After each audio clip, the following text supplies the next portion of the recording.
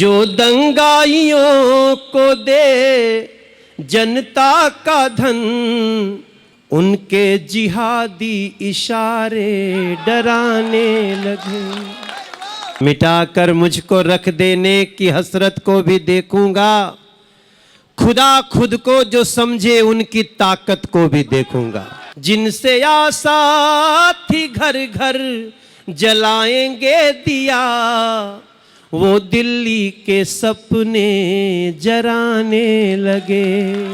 अच्छा, मुझे क्या कह के बुलाए? कवि मनोज तिवारी कि गायक मनोज तिवारी कि सांसद मनोज तिवारी?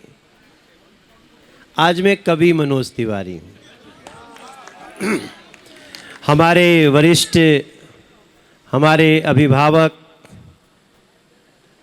श्याम जाजू जी यहाँ उपस्थित हैं। आप हमसे जितनी मांग करते हैं ना, वो मांग पूरी करने के लिए जो टीम बैठती है उसके मुखिया हमारे श्याम जाजू जी हैं। याद आप सबको याद रहे। हमारे यहाँ माँ अन्नपूर्णा जी हैं, अनिल गुप्ता जी हैं, आनंद त्रिवेदी जी हैं, शंभू भैया हैं, और हमारे ये कवि जी का नाम क्या है?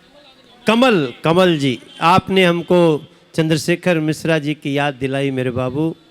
अजय महावर जी हैं और अनामिका अंबर जी हैं।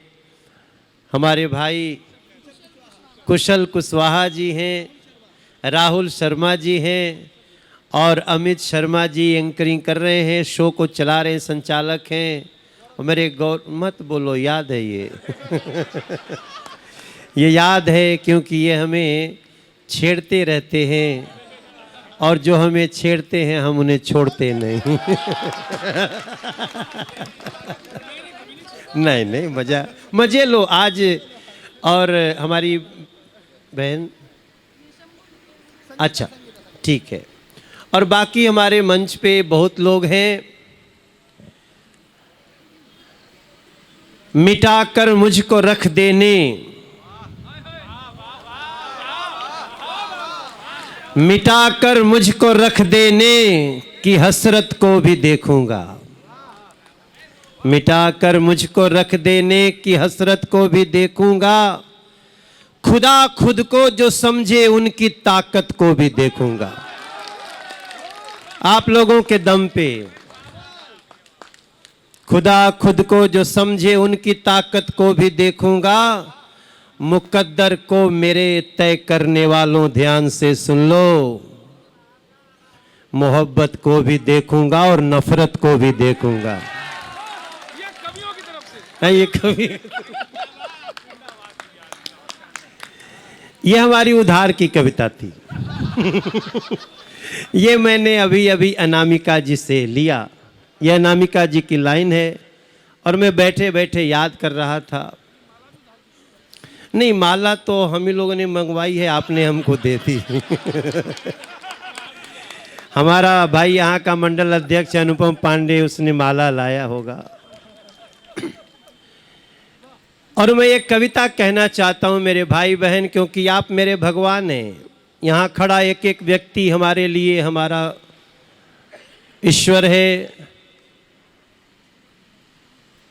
हमारा मालिक है। मैं उनका नौकर हूँ, सेवक हूँ। इसलिए आज कपिल मिश्रा जी को बहुत धन्यवाद देना चाहता हूँ इस कार्यक्रम को रखने के लिए। कपिल मिश्रा जी को धीरे धीरे जाना हूँ, लेकिन जैसे जैसे जानते जा रहा हूँ मुझे गौरव हो रहा है कि न सिर्फ दिल्ली, भारत के राजनीतिक धरातल पर साफ बातें करने वाला एक लड़का आगे बढ़ रहा है। आपको बहुत आशीर्वाद है। और मैं कहना, आज मैं पढ़ना चाहता हूं, अभी अभी कुछ लिखा हूं वही पढ़ना चाहता हूं कि मुझको नफरत के नारे डराने लगे,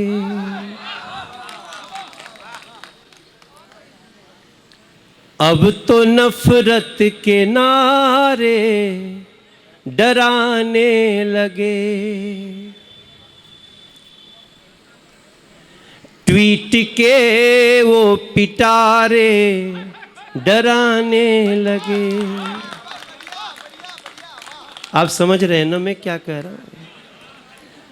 यहाँ कवियों ने कहा है, कपिल ने कुछ कहा है, उसी को मैं कविता रूप में इशारा कर रहा हूं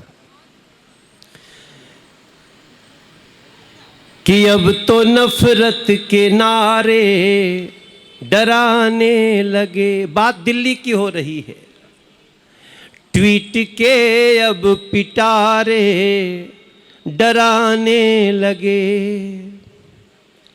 ट्वीट के पिटारे का मतलब है, आप समझ सकते हैं, जो दंगाइयों को दे जनता का धन,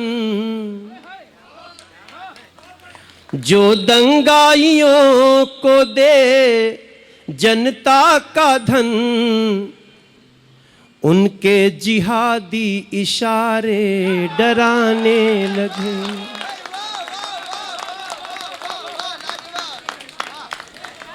अब तो नफरत के नारे डराने लगे। ट्वीट के वो पिटारे डराने लगे।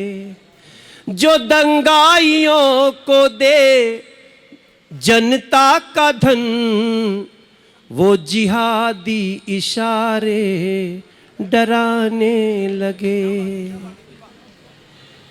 मैंने दूसरी एक पंक्ति लिखी है कि आग में जल गए हैं 43 बदन। थोड़े दिन पहले दिल्ली आग के भंडार पे, आग के जैसे लगता है कि गुफा पे खड़ी है। अभी अनाज मंडी में आग लगी, सुना न कितने लोग मर गए? 43। 2 बाद में मरे 45। आग में जल गए 45 बदन। बवाना में जले 17 और करोल बाग में तोड़े 18 ने दम।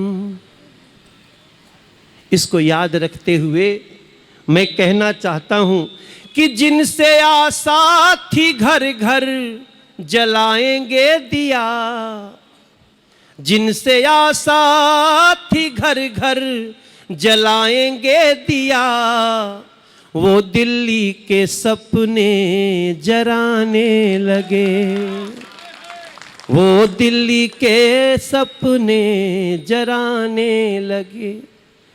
तो लेकिन इस दुख में हमारी कविता नहीं खत्म होगी। मैं एक जगह आना चाहता हूं उस भाव पे कि जागने का समय है, जगे रहना तुम।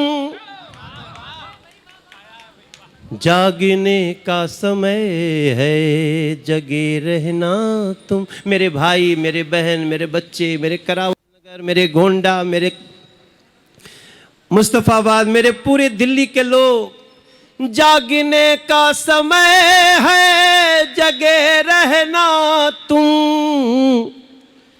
जागने का समय है, जगे रहना। कुछ बड़ों को भी बोल रहा हूं, समझ लीजिएगा, अपने युवा भाइयों से कह रहा हूं कि जागने का समय है, जगे रहना है। दिल्ली माँ है, नानी याद उनको सपने में भी नानी याद आने लगे। उनके नफरत के नारे